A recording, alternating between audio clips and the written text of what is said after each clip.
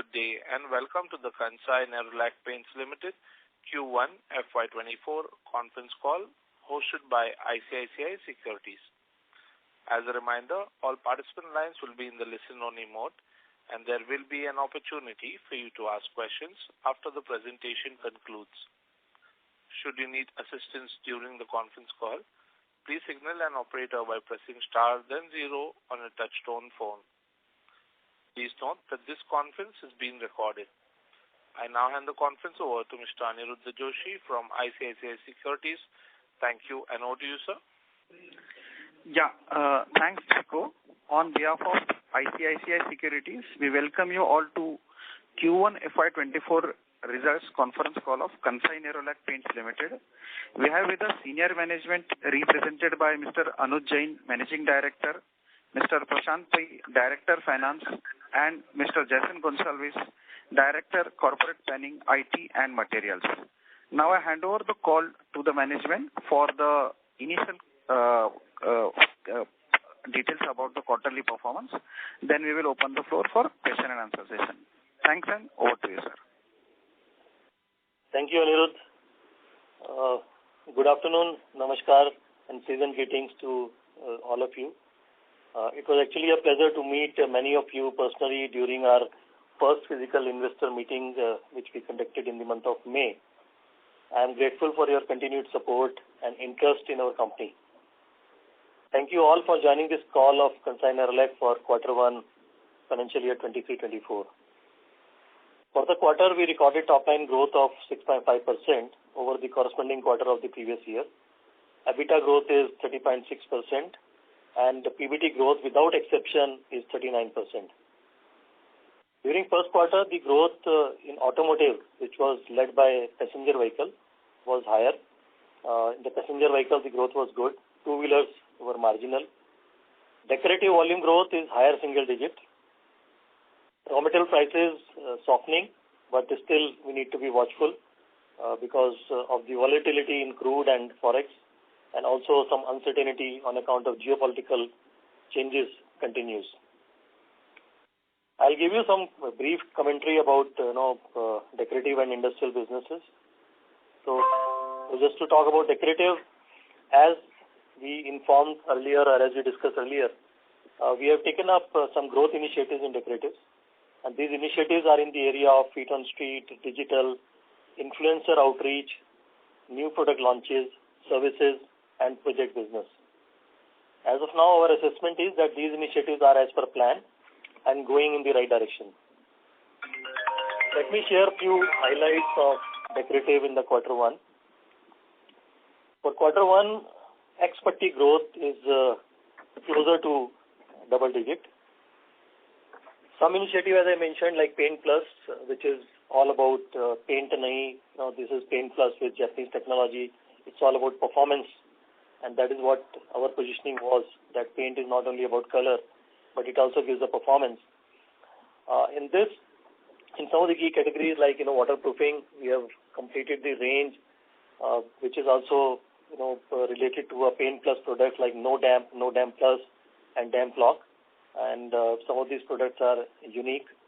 In the emulsion category, in the super premium or luxury category, we informed earlier that we introduced Impression Kashmir. But now we have introduced 3 variants into that. So there is a high sheen variant, there is a mid sheen variant, and there is a matte variant. So today, if we look at the different geographies or different segmentation of the customer, they prefer to have a different kind of sheen level or the matte levels. And this is one product category where we had provided 3 different variants in terms of the sheen and matte. In wood category also, Italian finishes and this polyurethane and polyester pigmented PU, which we introduced earlier. Now we have further introduced bio coatings with green certifications.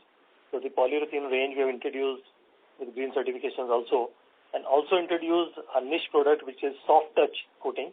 So they are also in the area of high-end wood coating, but they are soft touch, soft feel, and a very, very different kind of the performance coating. We also introduced one product which is called Crystal Seal. This is also an innovative product.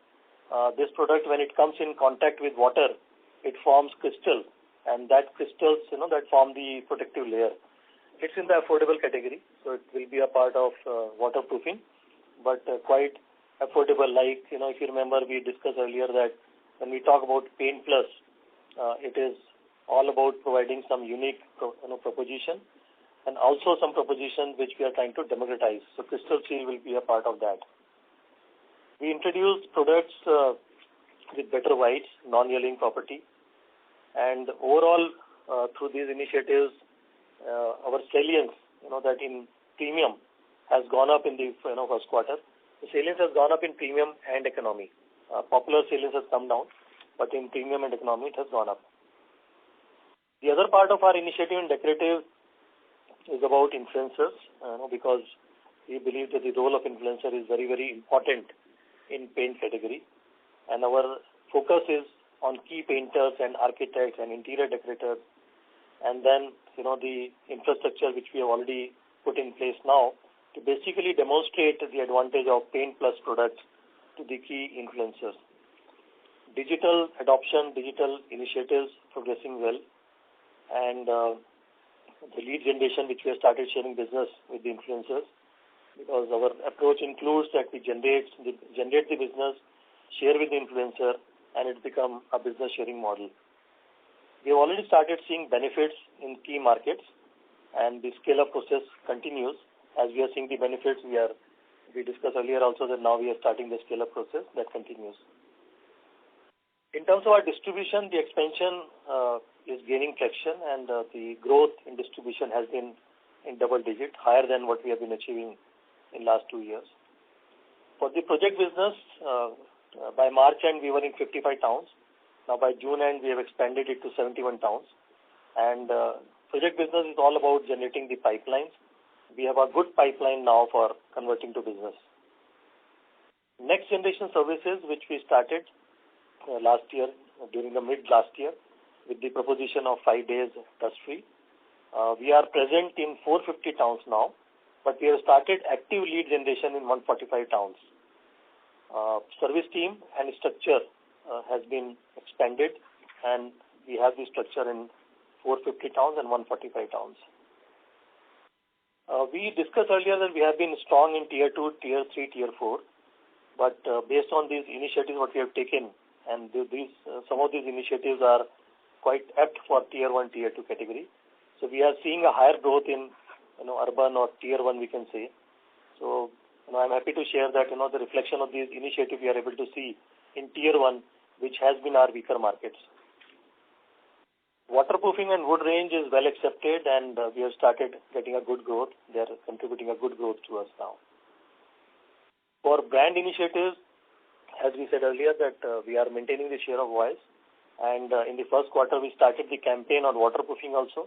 So earlier we were doing campaign only on the paint products. Now we started on waterproofing, and therefore we are seeing a good positive traction in waterproofing. We also started advertising Excel Everlast, which is the proposition of 12 years and self-cleaning property, a part of Paint Plus, the Kashmir, and all these campaigns which we shared during last physical meet are with Paint Plus with Japanese technology. So that's one common theme which we are trying to land at. So these are few of the details related to decorative. Coming to industrial side, and in the industrial, in the auto, because we are a significant player in auto, and we are seeing healthy and steady increase in business. Initiatives were to get into new segments. So we got into seam sealers, underbody, alloy wheels, and fasteners, and now we started generating business from these new segments. Pre-treatment also, we have done a technology tie-up, and then shortly we'll start seeing the business in pre-treatment chemicals. Our approach, which we discussed in the past, continue to focus on technologically superior products like heavy metal-free electrocoats, energy efficient, something which can be, which require a lower temperature for baking, 2-component common primer which is suitable for different plastic substrates, and all this is in line with our strategy of launching sustainable technologies to reduce VOC and carbon emission. In the category auto refinish, as a part of industrial, where our market share has been low, we have been successful in adding A-class body shops, which are the premium body shop, and this is also helping us increasing the salience of premium in the auto refinish. Within industrial, the non-auto part, which is performance coating division, and which is largely based on the infrastructure growth. And I think the good capex investment from the public and private sector is happening, and therefore infrastructure growth is expected to remain high. And this is supporting and should support further also demand of performance coatings. In this business, one of the success driver is getting the approval, and the pipeline of approval continues. We further got some approvals by some major oil refineries, also approvals for wheel coatings in railways. There is a specialized coating which we have developed for Delhi-Mumbai freight corridor, which is a very, very high corrosion resistance. And last time we shared that we have been supplying to this coastal project and this Vande Bharat train and the bullet project. There also are the efforts and the business continues. The change in approach in performance coating division last year we started is again the focus on high technology product, premium, and some of the low-end product where the margins have been very, very low. Those businesses gradually we have come out. In fact, this initiative started second quarter of last year. So the first quarter was the last quarter, and I think by and large that part is over. Maybe some part still will continue, but by and large it is over. So we are seeing the change in the salience in the performance coating division also. So this segment is also giving us a good outlook. In general, just to talk about the capacity expansion project which we shared in the past, the all projects related to Visakhapatnam, Jaipur and Hosur are on track and will be commissioned as per plan.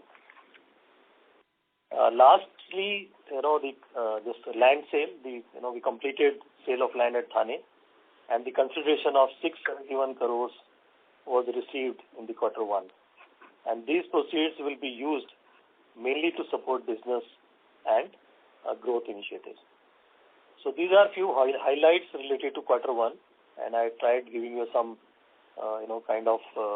some flavor of what is happening in decorative and industrial. And with this now, I invite for the questions. Thank you very much. We will now begin the question and answer session. Anyone who wishes to ask a question may press star and 1 on their touchtone telephone. If you wish to remove yourself from the question queue, you may press star and 2. Participants are requested to use handsets while asking a question. Ladies and gentlemen, we will wait for a moment while the question queue assembles.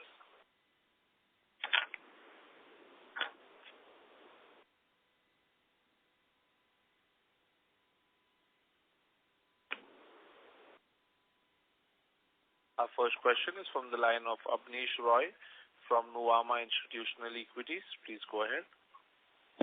Yeah, thanks. My first question is on the pricing. Given in the non-deco, your gross and EBITDA margins would have expanded, what kind of price cuts already you have taken and any more plans will be there in terms of price cuts? Thanks, Abneesh. As of now, no price cut you can say. We are trying to hold on that, because the raw material prices are cooled off, but still, that some volatility is there. So we are trying to reach to that stage where we are able to understand that what is sustainable and stabilized. So I think that may happen in the future, but as of now, no price cuts. And would that be true even for the deco part, given you want to be a bit more aggressive and gain market share? There also margins have expanded. Would no price cut as of now in terms of annual also, would that be true even for deco? Yes, as of now, no price cut, but you can see partly in terms of discount in the market, it has gone up, but no price cut as of now. Sure. My second question is on the projects business, especially residential, etc. What would be your market share there versus the pure deco market share? Clearly, we are seeing very good recovery for all the real estate players, and after many years, we have seen good recovery. So, how do you be indexed in terms of market share in that part of the business? So our market share is less than 10% in the project business, and earlier I think we shared that our reach was not much. We were playing only in the few markets, and as I mentioned that now we have expanded the project team, a dedicated project team, and the dedicated product portfolio in the 71 market. And this is, in the project business, what is important is that for residential or the new housing segment, we have to build the pipeline, and then the team goes and try to convert into a business. So we have been able to build a good pipeline, and we feel that we'll be able to do better in project business now. Right. And finally, on the raw material side, given China, the recovery has been slower than expectation. So what would be your thoughts on pricing for some of your key raw material like titanium dioxide in FY24? Do you see further correction, or do you think from the current level, say in Q1, what you consume, it will be largely stable based on current understanding? Jason, can you answer this question? Based on our current understanding, I think the prices of important commodities like TiO2 are already at their lower levels, and from here I don't think there is significant downside that can be expected. In fact, prices will go up gradually. Okay, that's all from me. Thanks. Thanks, Avnish. Thank you. Our next question is from the line of Percy Panthaki from IIFL. Please go ahead.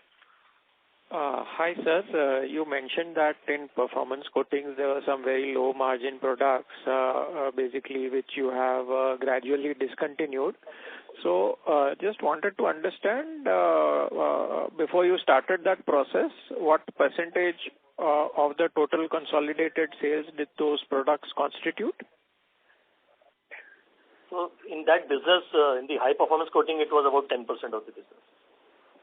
But at an overall company level, that would be what percent? I'm just trying to understand, over last 2 years, you have done a certain amount of growth. So, if you basically let go certain sales, then I should adjust for that. 2 to 3%. 2 to 3% only. Okay. Understood.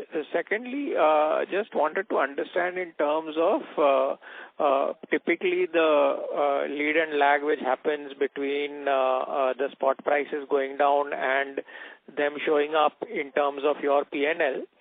So just wanted to understand that the Q1 P&L that we see, does that fully factor in the low input cost prices, or do you think that we had some slightly higher cost inventory and we will see further sort of true picture of the full low cost benefit available in Q2?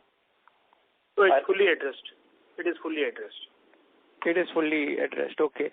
And what is your view on the recent uptick in crude price from 75 to 85? Has that also caused a similar kind of uptick in your polymers, monomers, etc.?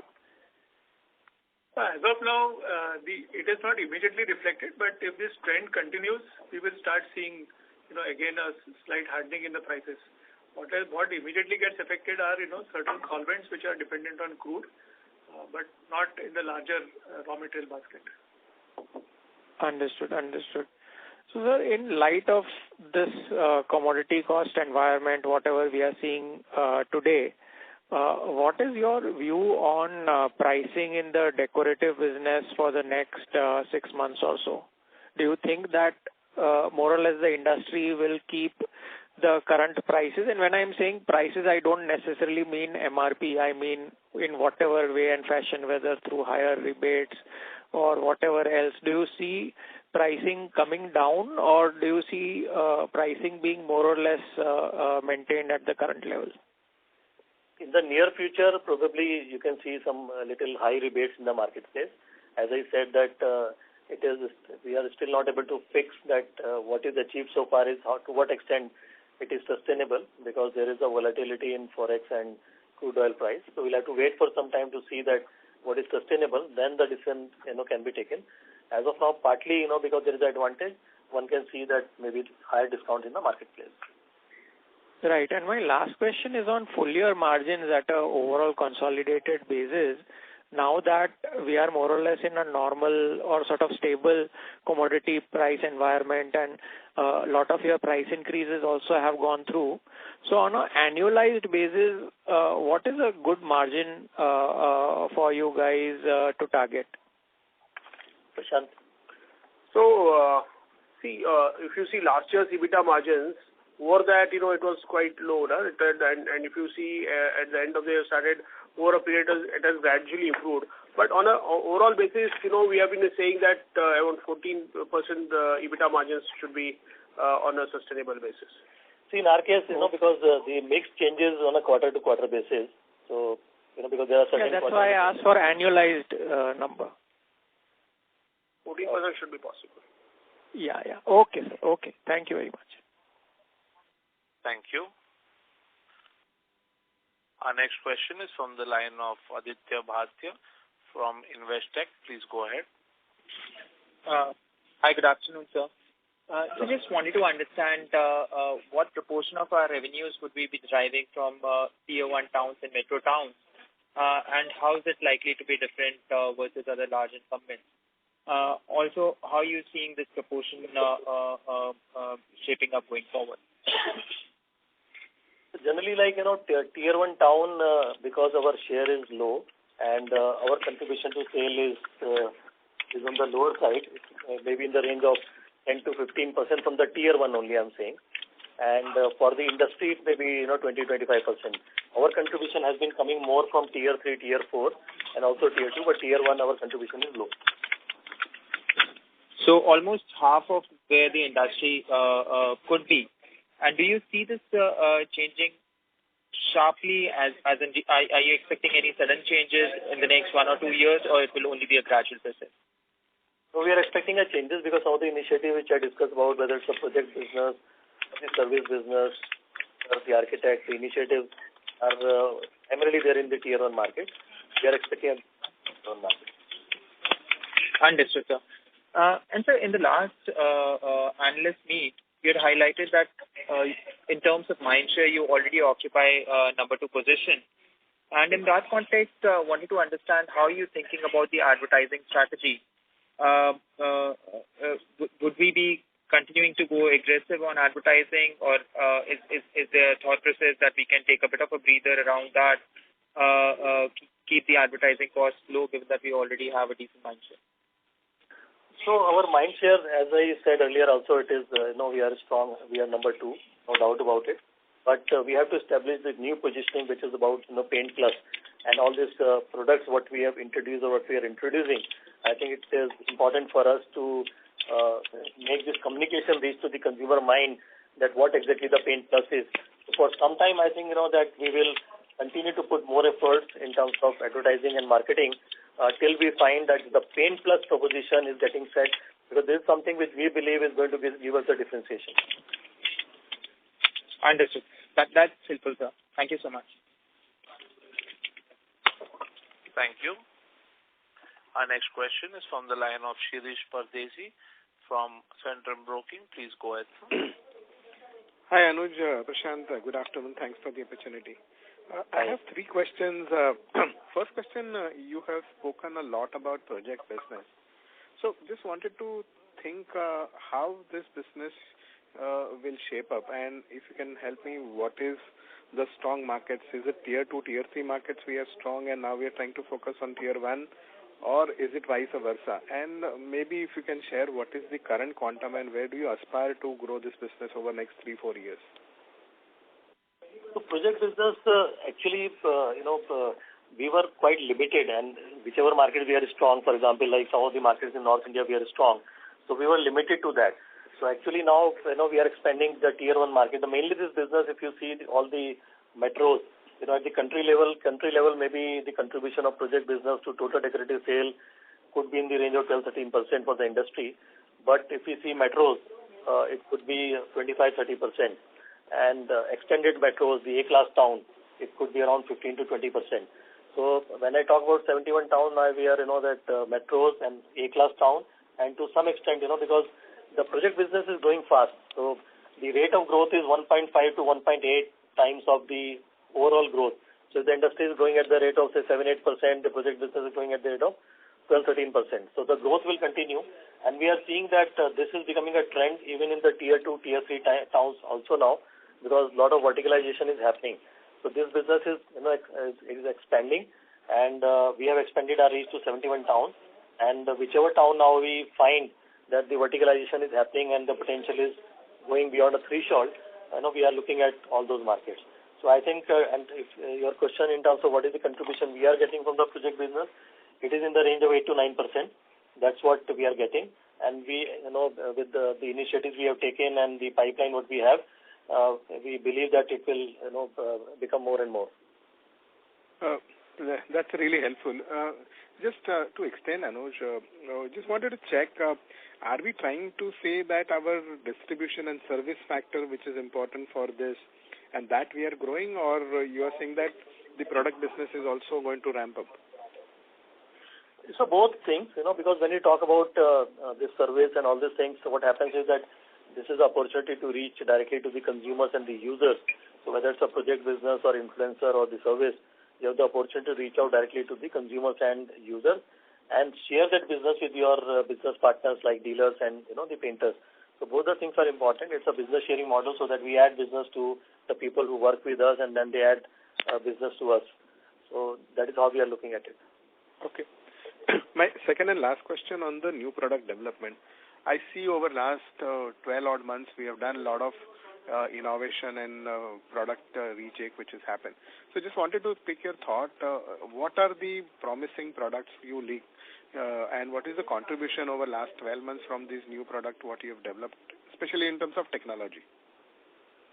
So new product, generally we track the product which are introduced in 3 years' time. There the contribution is around 10%. But specifically if your question is about Paint Plus product, where we are talking about the unique proposition, yes. There it is, now it is touching about 7-8%. And this number 3 years was what? So this Paint Plus proposition we started from last year only. Okay. Yeah. And this is basically you are trying to get a different class and mass of customer, or is it that uniqueness is because of the pricing? So both things. One that, we understand that in the market today there are a good number of customers who are ready to experiment, that provided they see a more value addition. So for us the Paint Plus is that, as I said, that it is all about performance. So one that we are trying to give a benefit, which we believe the customer is ready to experiment for. And then Paint Plus also includes some product which is a different kind of pricing, or maybe you are able to offer a proposition at a lower price point. So maybe the same proposition was available at a premium price point. Now we are able to make it available at a popular, and we are also attempting to make few of the proposition available at the economy price point also. Yeah, that's exactly. So one follow-up here, that which segment, is it premium, mid-price or popular? Which segment is seeing a lot of traction? That I wanted to check on the ground. As of now, the traction is there in the premium. Okay. But as a pipeline that, we expect it to come in the popular also. Sure. Wonderful. Thank you and all the best. Thank you. Thank you. Our next question is from the line of Amnish Agarwal from Prabhudas Lilladher Private Limited. Please go ahead, sir. Yeah. Hi, Anuj and Prashant. Thanks for the opportunity. So, sir, my question is that you said that your industrial segment, particularly the non-auto industrial, is doing very well due to railways and general pickup in infrastructure activity. So do you believe that this segment can grow volumes in at least, say, high single-digit kind of a scenario? And do you believe that the ratio of industrial to deco, what exactly is the ratio now, and do you think that it can tilt slightly in the favor of industrial going forward? So non-auto, you're right. Actually, that market growth is good. The size is also good. And with whatever initiatives we have taken, we believe that we should be able to get a good growth, sustainable growth, higher single digit, definitely, possibly double digit growth also is possible. And in our business, that auto, we already have a very good market share. So therefore, always the attempt is that how do we maintain or increase the addressable market size? And that's why some of the new segments we are looking at. So one side it's like a decorative initiative. The other side it's a non-auto, kind of initiative, because with the change in our strategy and getting into more technological savvy products or the premium products, we have initiatives in both. So, going forward, there may be a possibility that there could be a little more tilt towards non-auto.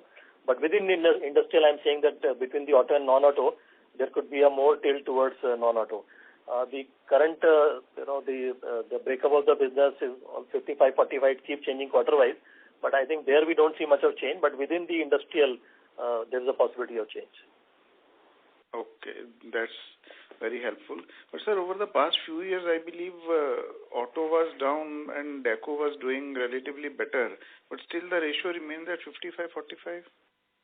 Generally, that's a statement we make. So obviously, year-on-year basis, sometimes it's 1-2% here or there, it keeps changing. So it's not that exactly it is 55-45, but that's generally we communicate. Okay, but there is no meaningful difference. No, it's maybe sometime like 2% here or there, like that. Okay.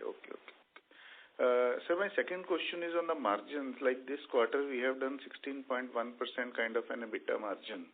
And usually now, for example, in 3Q, this time Diwali sales will also come, and second half is usually relatively heavier for infrastructure and auto.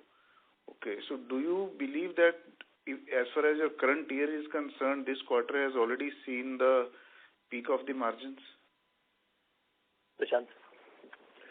So, as Anuj mentioned, our this mix changes, and accordingly the margin also slightly goes here and there. But as I mentioned earlier, our overall EBITDA margins are bound to improve, definitely more than last year, and should be stabilizing around 14%. That's what we feel. Okay, but sir, if you look at say 14, it means that there might be some quarter with even say 12.5% kind of a number. Yeah, it's possible because in the fourth quarter we are more industrial heavy. So every quarter it depends. So accordingly it slightly varies. But eventually I said it should come closer to that or slightly more than that as well. Okay, so it means that, but if we look at, say, if we take into account the mix, then which are the best margin quarters for us, 1Q and 3Q? Yeah. Yes. Okay, that's pretty useful. Thank you, sir. Thank you. Thank you. Our next question is from the line of Avi Mehta from Macquarie. Please go ahead, sir. Hi, sir. Thanks for the opportunity. Sir, I just wanted to check from whatever I heard in the Paint Plus proposition, would it be fair to say that 2 years or 3 years down the line, the portfolio for decorative would be a slightly more premium than what it is right now, because because our positioning also kind of moves to a more premium or kind of segment. Is that a right way to look at this? Yes, Avi, it is possible. Even last year in the first quarter, the premium saliency in our case has gone up, but the saliency also has gone up in case of economic products. So maybe the popular is getting, the share of popular is getting divided between the premium and the economy. But internally, yes, we look at that our salience of the premium will go up. So as Paint Plus progresses, the way I should see is that our portfolio will become a lot more richer in terms of mix and move more towards the economy and premium. That's the way I'm kind of looking at that. And if that is the case, should we also see that flow through to margins? Of course, in the premium category, the margins are more. So obviously, we look at that. And that's why, in fact, if you remember that earlier also we discussed that when we talk about increasing our marketing expenditure, that is also around Paint Plus, because these are the products with the better margins. So the more salience we are able to increase, the part of our marketing expenditure what we are increasing would get offset by the margin increase through this product. So at the EBITDA level, would it flow through, and is there a range that you would want to give us, say 2 years, 3 years down the line where you see it? I mean, I understand, near term we might kind of have some fluctuations, but do you have some numbers in mind on this? So we will still maintain that overall 14% plus EBITDA because as you say, as you see the way current situation is, and we see the quarters coming ahead, we feel that this should be, even though we have taken this Paint Plus into account, while I'm saying I should get that 14% plus EBITDA margins. And in the long term, obviously you can understand that if you are when we are increasing the portfolio, obviously in the long term it will definitely be helpful, but difficult to put any numbers to that as of now. No, fair enough, sir. Fair enough. So the last bit was on the industrial side. Now, in each of the segments, the focus is to kind of move towards more technologically superior products. Now, obviously, the relationship with the parent kind of helps us, but how does it impact the royalty and overall EBITDA margin profile in the industrial business per se? Could you help us understand that, sir? Prashant. On the industrial, yes, royalty, as we have told you, it is paid only on certain products where we have got formulations from Kansai paints. There are a lot of industrial products where we don't pay any royalty because it's our own developed products. Okay. So as far as margins is concerned on industrial, it will move in line with the raw material prices going up and down. Obviously, there will be whenever there will be times when there will be pressure from the OEMs for price reduction as well. So we need to have a balance between this. And earlier when the price went up very high, none of the OEMs gave us price increases. The price increases came at a very, very later date when we had already suffered quite a lot. But eventually, it balances. If you take a long-term view, it will definitely have a good, a sustainable margin on a long-term basis. Okay. So where I was coming from is because if we move towards more superior products, does the royalty payout to the parent also rise? Because logically they would need formulation. And if that is the case, is on an overall, from the company net level EBITDA basis, is the product gross margin high enough to kind of offset that? That is what I was trying to understand. So, Avi, the royalty percentage is fixed. Okay. So that will, even if they give you a superior product, it doesn't say that I have to pay a higher royalty. The royalty percentage is fixed, so it does not matter much. It doesn't matter much. Okay, sir. Okay. No, perfect. That's clear. That's all from my side. Thank you very much. Thanks a lot. Thank you. Our next question is from the line of Ajay Thakur from Anand Rathi Securities. Please go ahead, sir. Hi, thanks for taking my question. Want to understand a bit more on the market share, how things are moving over there. Specifically with respect to the competition, you already indicated that discount and rebates are going up. Are we already also seeing some bit of higher ad spends? And going forward, what is the outlook both in terms of the market share and the competition? If we look at a journey of last 1.5 year, I think quarter on quarter basis we have been improving and narrowing the gap from the market. And as I just mentioned that in the quarter one, our excluding putty, if you look at the volume growth, it is closer to double digits. So we are very close to that. And our first task was to see that, how do we come in line with the market growth and then see whether we can outgrow the market. So I think that journey, we are traveling in the right direction and our gap is narrowed and we are very close to it. And going forward, we see the improvement. Okay. And secondly, wanted to check on the distribution reach. What is, how much additions we have done in Q1 and what is our target for the full year? And also, how easy or difficult it would be to kind of put a tinting machine into a dealership. How is your difficulties for a new player to set up a tinting machine with the dealer? So generally, if we look at yesteryears, we have been adding 8 to 10% of the network every year. This year we are targeting a higher number, double-digit number, higher number. And in the first quarter, that it is on track. We have been able to add double-digit, the distribution is double-digit. So that is our target for the year. Tinting machine, we have a penetration of about 80%. And whatever new distribution we are opening, we always try that at least 50-60% of the distribution to start with, should have the machine, and that is something which we are able to do. Understand. But then, for the tinting machine, do we give some kind of a credit to the dealers, or how is it actually, and how is it versus for the other players actually? Not a credit, but we give a subsidy on the machines, and we also tie up with the dealers on some target basis, and accordingly we provide a discount or subsidy on the machines. Understand. Helpful. Thank you, sir. Thank you. Our next question is from the line of Harsha from InCred Capital. Please go ahead. Yeah, hi, sir. So my question was more on the use of cash.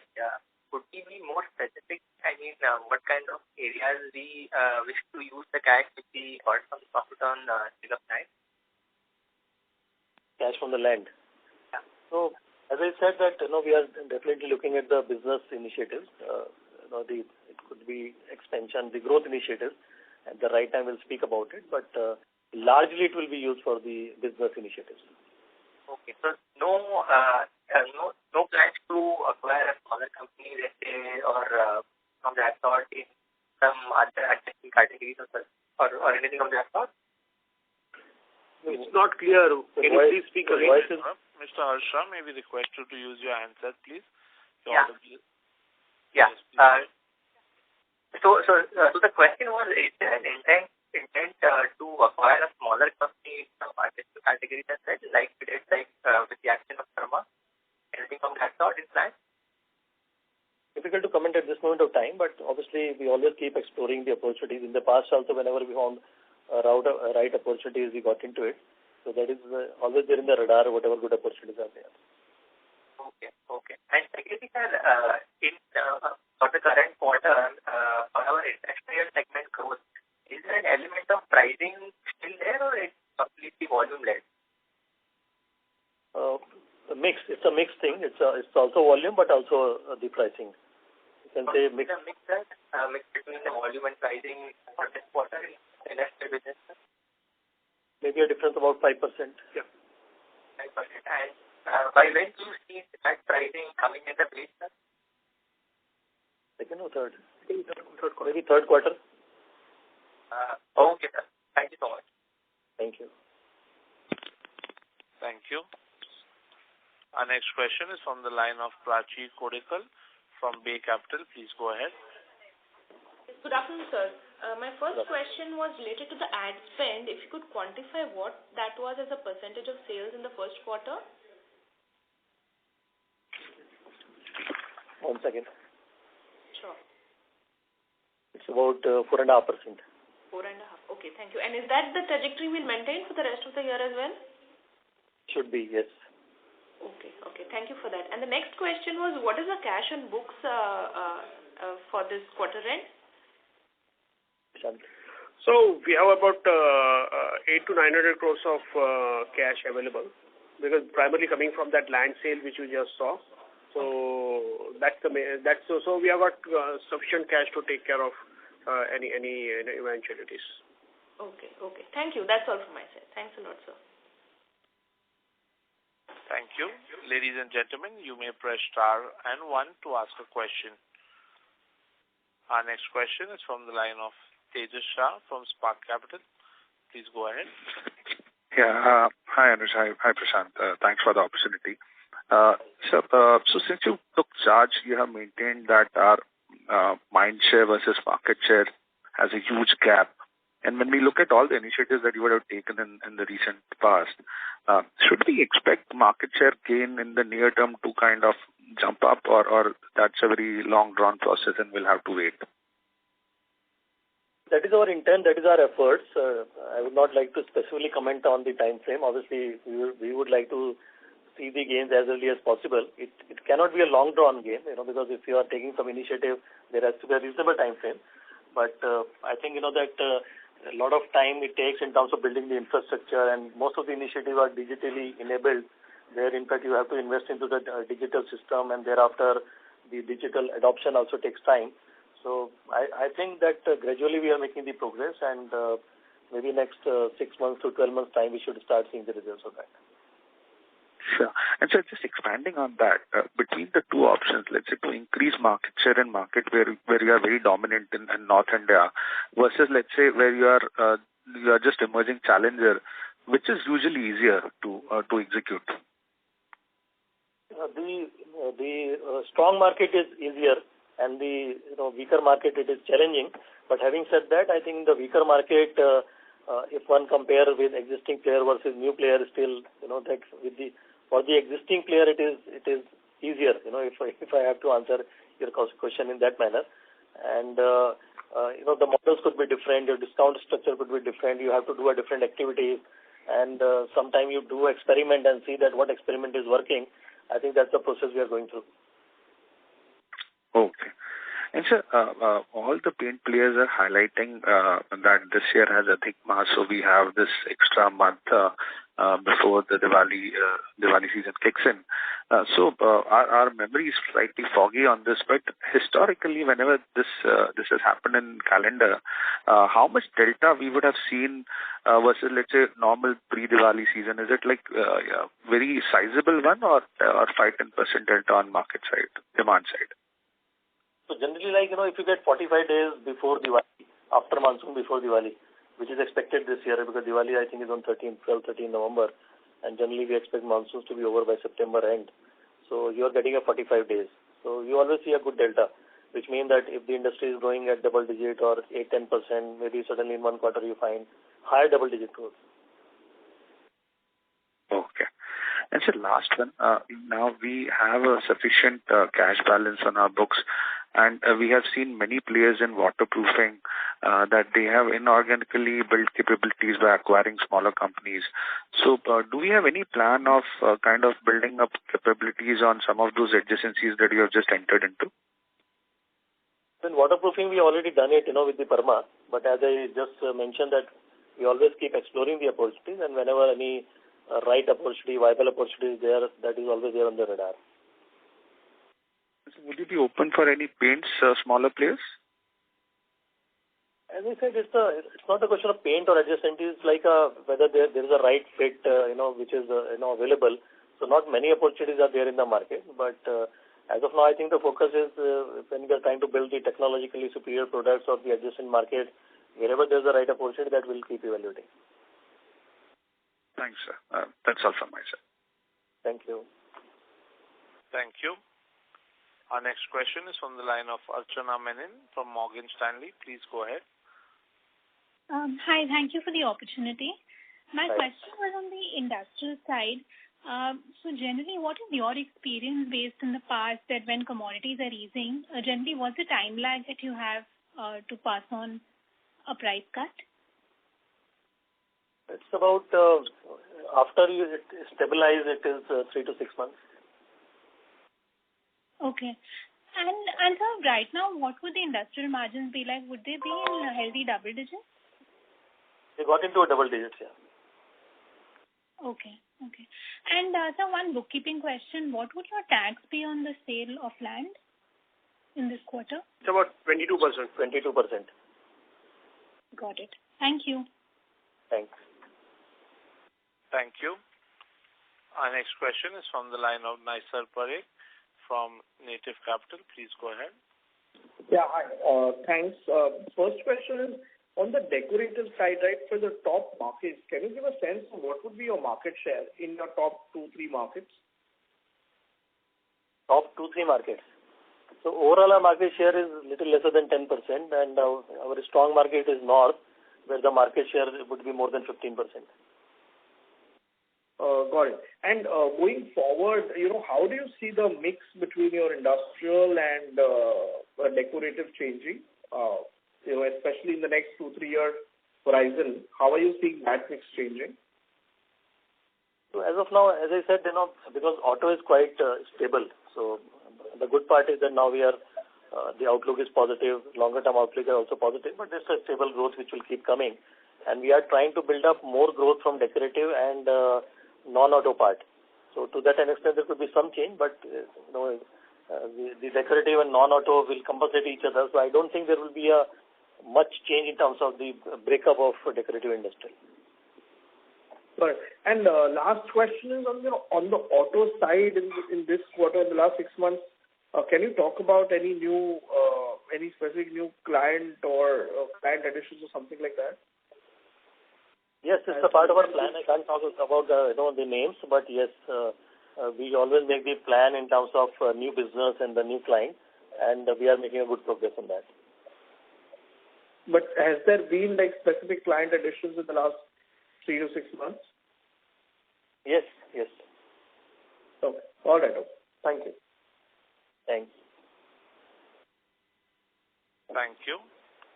Ladies and gentlemen, you may press star and 1 to ask a question.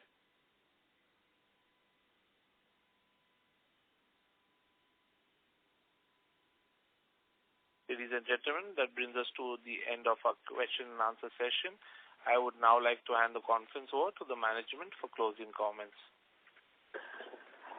Thanks everyone for your questions, and I hope that we are able to answer your questions properly. And we feel it's a good time for the paint industry. For us specifically, that we are into a different segment. We are quite diversified, and all the business segments are looking decent. Auto is having a good traction.